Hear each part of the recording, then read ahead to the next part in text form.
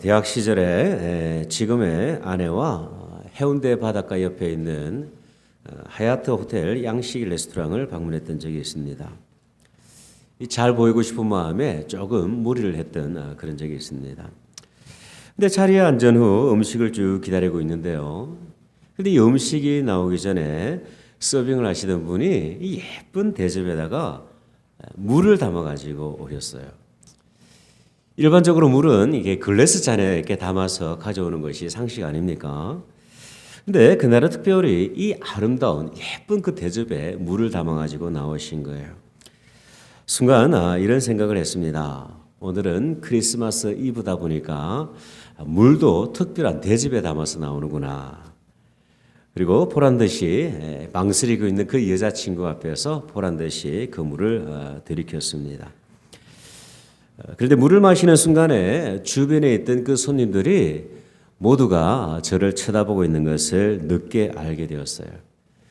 알고 보니까 그 물은 마시는 물이 아니라 손을 씻는 물이었던 것입니다. 오해가 빚어낸 참사였던 것이죠. 여러분, 이런 오해는 참 기분 좋은 오해입니다. 세월이 흘러도 결코 잊을 수 없는 추억이 되고 다시 생각해 봐도 그날의 추억이 이렇게 되새겨지는 참 재미있는 오해죠. 여러분, 우리 인생 가운데 있어서 결코 있어서는 안 될 오해가 있습니다. 그 오해는 무엇이냐면 영혼에 관한 오해입니다. 진리에 관한 오해입니다. 영원한 생명에 대한 오해고요. 그리고 구원에 관한 중요한 오해이죠. 이런 비극이 오늘 본문에 소개가 되고 있습니다. 주님 앞에 어떤 사람이 찾아왔어요. 마태복음을 보면 그를 재물이 많은 청년이라 그렇게 기록을 하고 있고 누가복음 본문을 보면 청년 관원으로 소개를 하고 있어요. 이 모든 것들을 통합해서 보게 될 때 이 청년은 부자로서 국가의 일을 하고 있던 엘리트 계층의 사람이었다는 것을 알 수가 있습니다. 뿐만 아니라 그에게는 진리에 대한 목마름이 있었어요.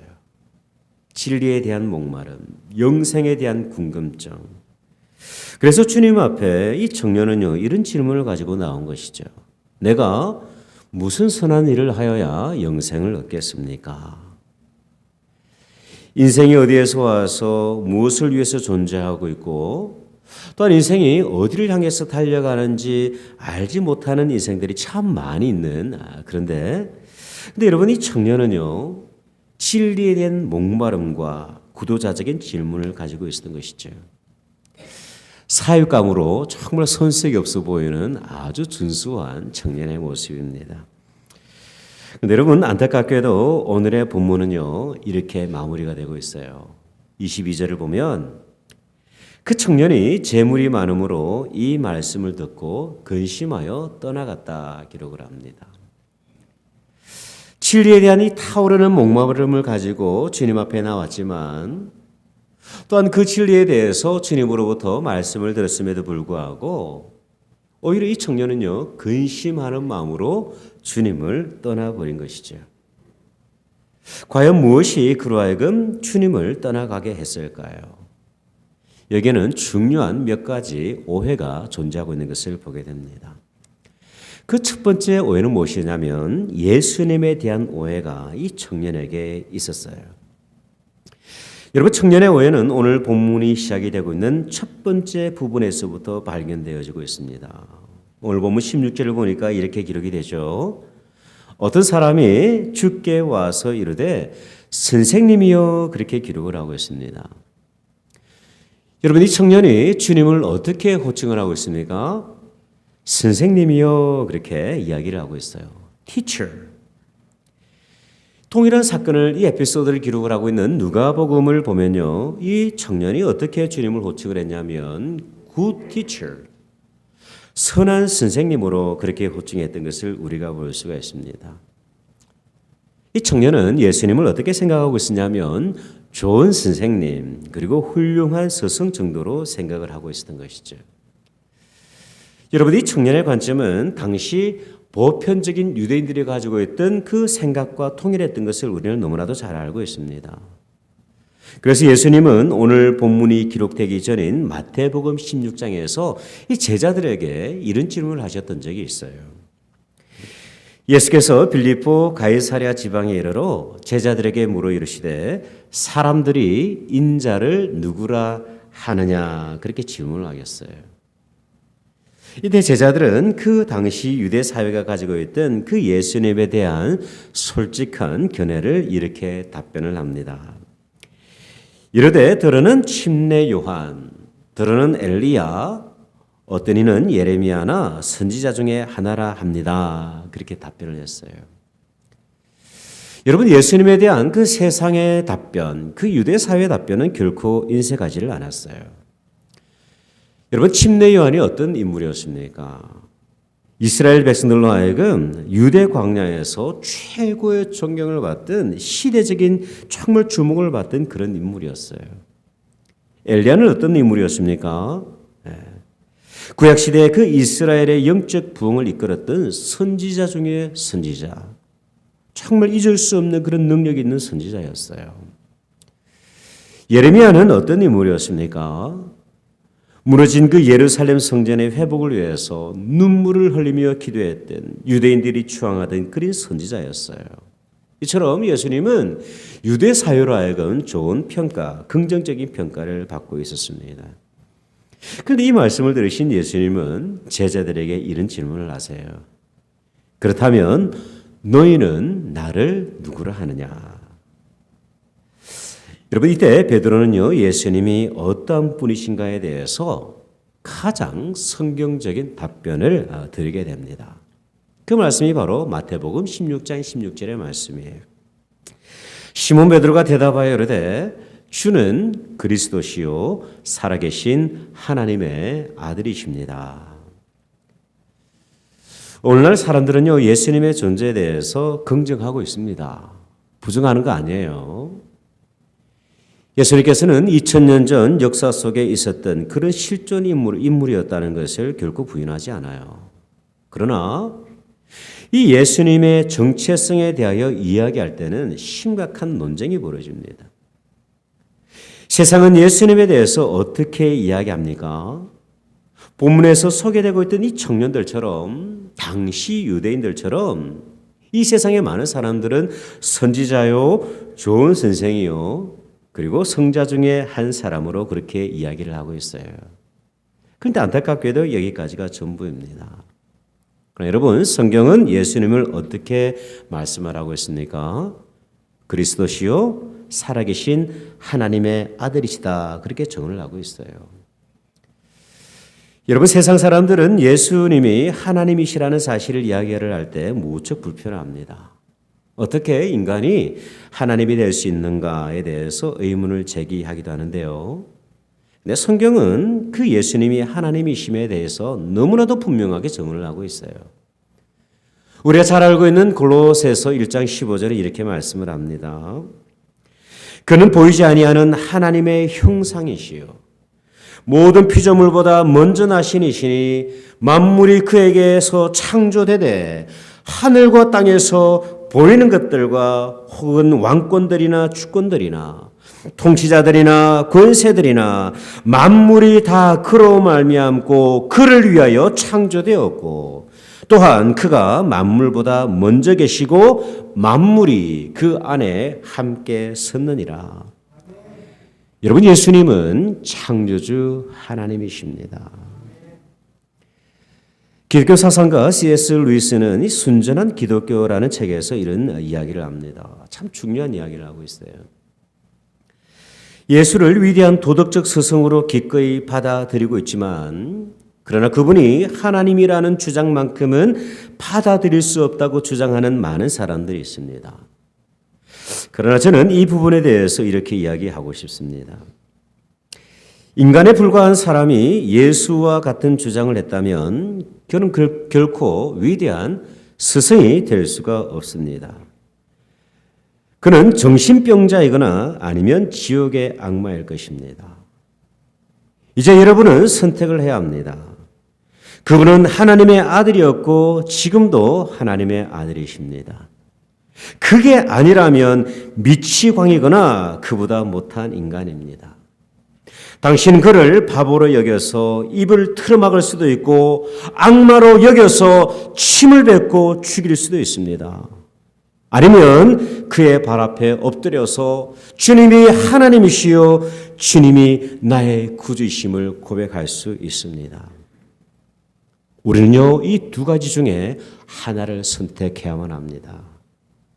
주님은 미치광이거나 아니면 주님은 하나님이시라는 사실이에요. 저 여러분에게 예수님은 어떤 분이십니까? 마음이 울적할 때 잠시 오셔서 위로가 되어주는 친구 정도입니까? 아니면 내 건강에 문제가 생겨서 그렇게 고민하고 있을 때 치료해 주시는 의사 정도 되시는 분이십니까? 여러분, 주님은 말씀으로 세상을 창조하신 하나님이십니다. 죄인된 우리를 위해서 친히 십자가를 지신 독생자 예수 그리스도이십니다. 사도행전 4장 12절에 이렇게 말씀을 하고 있어요.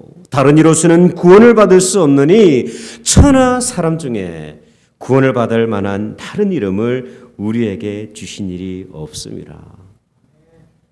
근데 여러분, 참으로 안타깝게도 이 준수해 보이는 청년은요, 예수님에 대한 잘못된 오해를 가지고 있었던 것이죠. 두 번째, 이 청년에게는 어떤 오해가 있었냐면 구원에 대한 그런 오해가 있었습니다. 청년에 이어지는 그 질문을 통해서 우리는 이 청년이 가지고 있었던 두 번째 오해를 확인할 수가 있는데요. 여러분, 청년이 어떻게 질문을 합니까?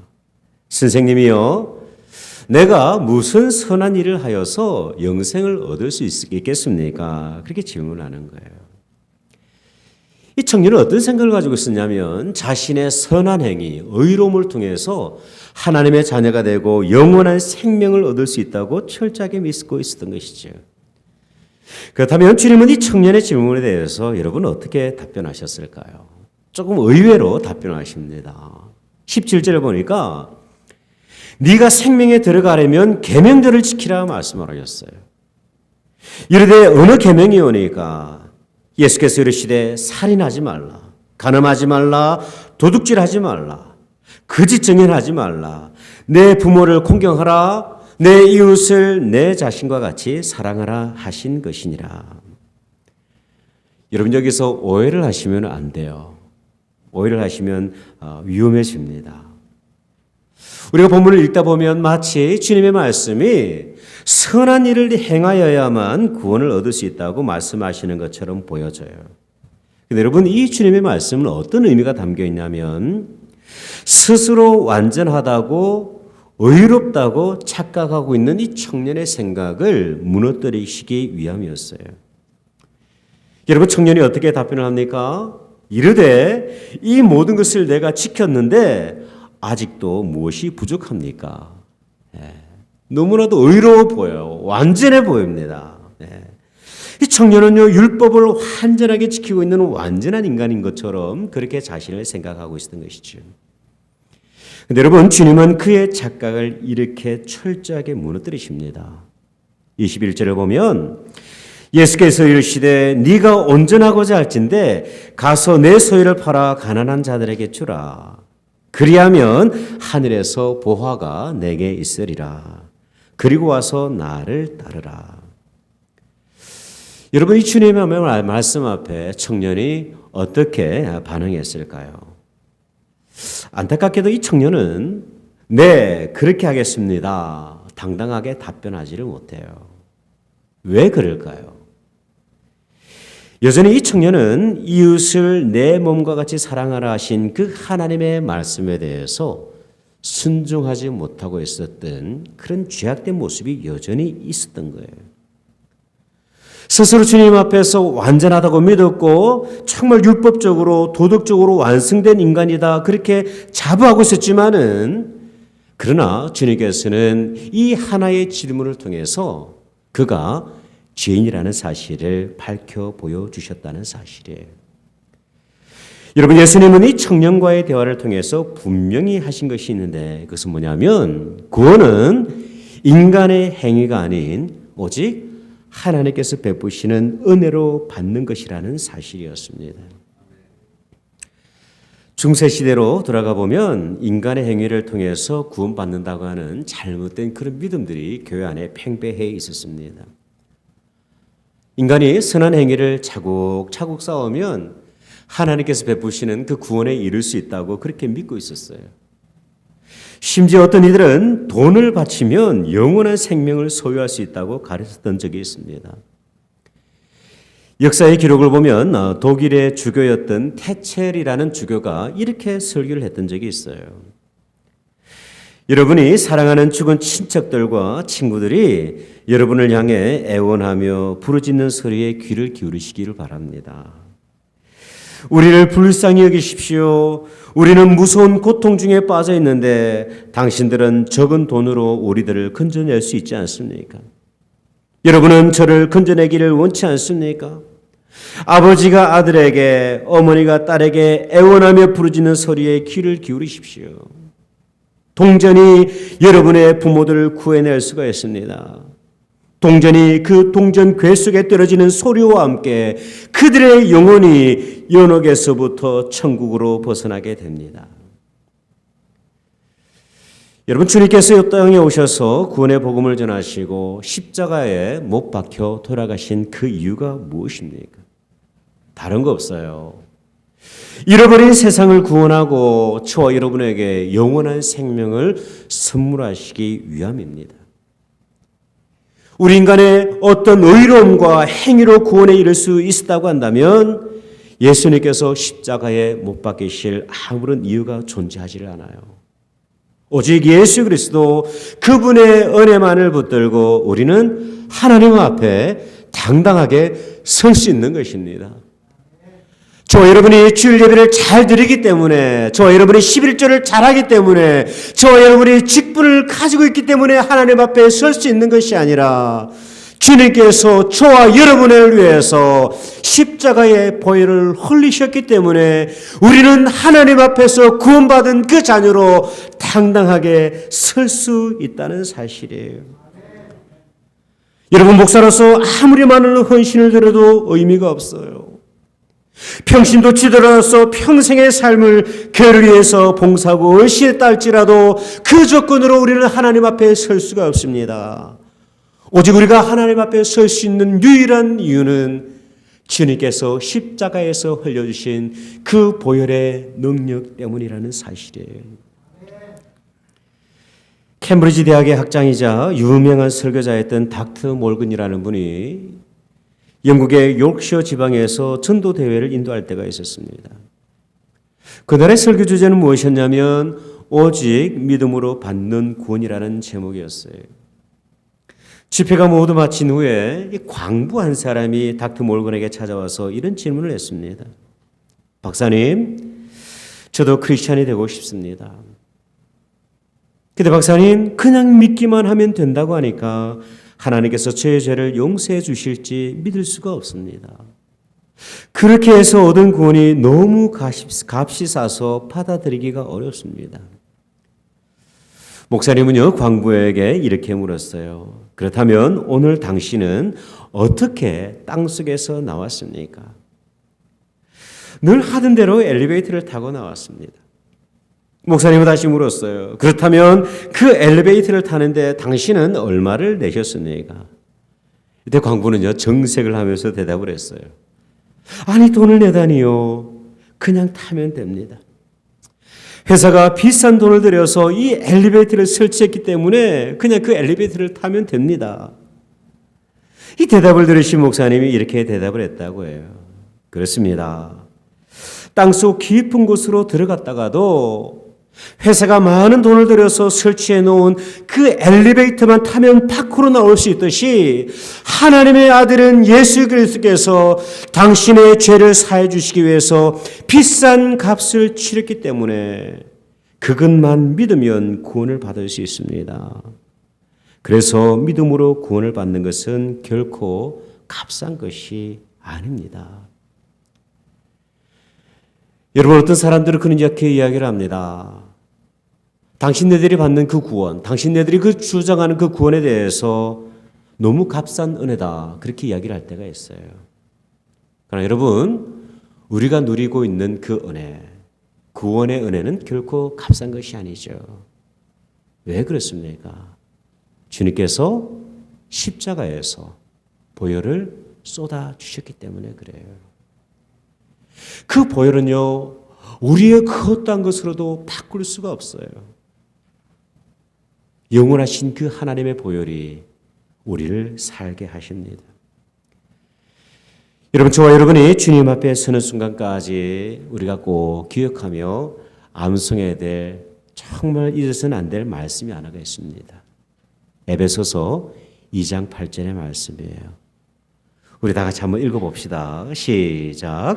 너희는 그 은혜에 의하여 믿음으로 말미암아 구원을 받았으니 이것은 너희에게서 난 것이 아니요 하나님의 선물이라. 행위에서 난 것이 아니니 이는 누구든지 자랑하지 못하게 함이라. 아멘. 안타깝게도 이 청년에게는요, 선한 행위를 통해서 구원을 받을 수 있다고 하는 잘못된 믿음이 있었던 것입니다. 마지막으로 이 청년에게는 어떤 오해가 있었냐면 우선순위에 대한 오해가 있었어요. 제가 믿기에 우리 교회 성도님들은 첫 번째 오해와 그 두 번째 오해에 대해서는 아무런 문제가 없다고 확신하고 있습니다.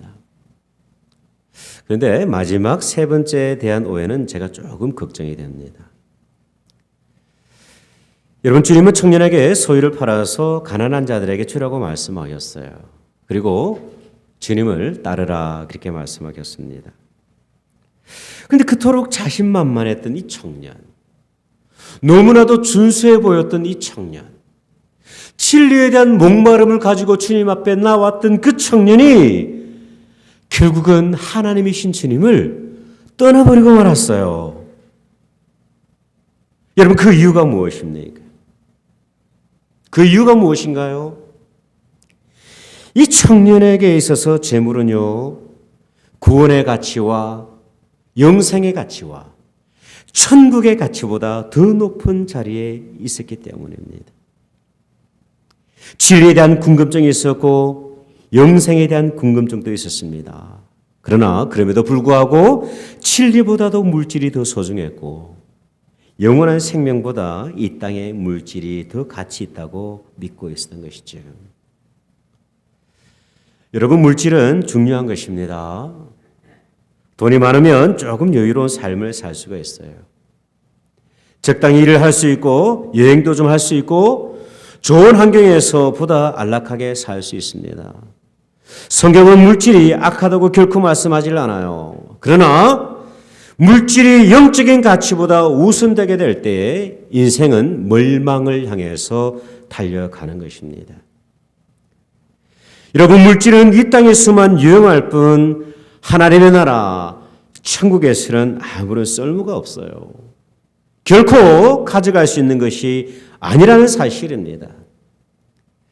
세상이 영원하지 않고 하나님의 나라가 영원하다는 것을 우리는 입술을 통해서 고백을 하고 그렇게 또 간증을 나누기도 합니다. 그런데 여러분, 우리의 삶을 들여다보면 그 영원한 하나님의 나라보다 물질에 관심을 가지고 집착하며 그것이 내 영혼을, 내 삶을 안전하게 할 것이다 라고 믿고 살아가는 것이 우리들의 모습이에요. 이런 우리에게 주님은 말씀을 하고 있습니다.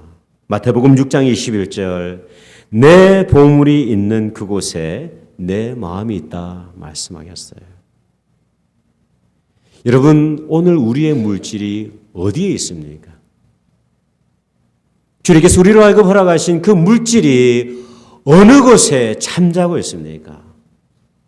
우리는 돌아볼 수 있어야만 합니다. 진리에 대한 이 갈급함, 영생에 대한 궁금증을 가지고 있었지만 그것은 호기심이었을 뿐 이 청년의 마음은요, 전적으로 이 재물에 쏠려 있었던 것이죠. 이 모습을 보시고 주님은 이렇게 말씀하셨습니다. 누가복음 18장 14절, 예수께서 그 청년을 보시고 이르시되 재물이 있는 자는 하나님의 나라에 들어가기가 얼마나 어려운지 낙타가 바늘기로 들어가는 것이 부자가 하나님 나라에 들어가는 것보다 쉬우니라. 우리는 주님께서 예비하신 천국의 삶을 바라보는 잠시 머물다 가는 광야의 인생입니다. 여러분, 이것을 여러분들 믿음으로 고백하고 계십니까? 고백하셔야만 합니다. 이 고백이 늦으면 늦을수록 우리 인생은요, 방황하는 것이에요. 우리가 영원히 살 곳은 이 땅이 아니에요. 우리는 주님께서 친히 예비하신 영원하신 그 하나님 나라에 믿음을 가지고 들어가는 것입니다. 이것이 우리의 진실한 고백이라고 한다면 여러분이 아침에 달라져야 될 것이 있어요. 우리의 인생의 우선순위를 분명히 하는 것입니다. 먹고 사는 문제, 이 땅에서 성공하는 현실적인 문제만큼이나 우리는 하나님을 가까이 하는 것입니다. 주님을 예배하는 것이고 주님과 더불어 대화하는 것이고 그 하나님의 말씀을 읽고 묵상하는 것입니다. 삶의 수많은 위기가 도전 앞에서 우리가 세상적인 길을 선택하며 살아가는 것이 아니라 하나님의 그 말씀의 가르침을 따라가면서 순종하면서 살아가는 거예요. 주님을 만나는 그날 주님과의 대면이 어색하지 않도록 이 땅에서부터 우리는 주님과 동행하며 주님과 함께 교제하며 살아가는 거예요. 아이들이 어렸을 때 지폐 20불짜리 지폐를 가지고 노는 것을 본 적이 있습니다. 순간 제가 너무나도 걱정이 되었어요. 이 녀석들이 잊어버리거나 찢어버리면 어떻게 하나 하는 걱정들이 막 드는 거예요. 왜냐하면 그 가치를 잘 몰라요. 돈인지 종인지 모르는 거예요. 그래서 제가 1불짜리 지폐 2장을 가지고 조심스럽게 접근을 했습니다. 그리고 물었어요. 얘들아, 너희들이 가지고 있는 이 한 장하고 아빠가 가지고 있는 2장하고 바꾸지 않겠니? 네. 여러분, 아이들이 어떻게 했을까요? 네. 그냥 아무런 의심 없이 그냥 바꿔버리는 거예요. 여러분, 혹시 이것이 오늘 우리의 모습은 아닙니까? 참 오해가 많은 세상이에요. 때로는 오해로 인해서 웃기도 하고 참 울기도 하는 그런 세상입니다. 그러나 이 청년의 오해가 우리 가운데 있어서는 안 됩니다. 예수님은 그리스도시요 살아계신 하나님의 아들이십니다. 우리는 그 그리스도의 십자가의 보혈로 말미암아 구원받은 천국을 소유한 하나님의 백성이에요. 이 은혜를 입은 우리는 삶의 우선순위를 주님 앞에 드리며 살아가는 거룩한 백성입니다. 이 귀한 은혜와 믿음의 결단이 오늘 저와 여러분 우리 공동체 가운데 깊이 새겨지시는 아침 되시기를 주님의 이름으로 축원드립니다. 기도하겠습니다.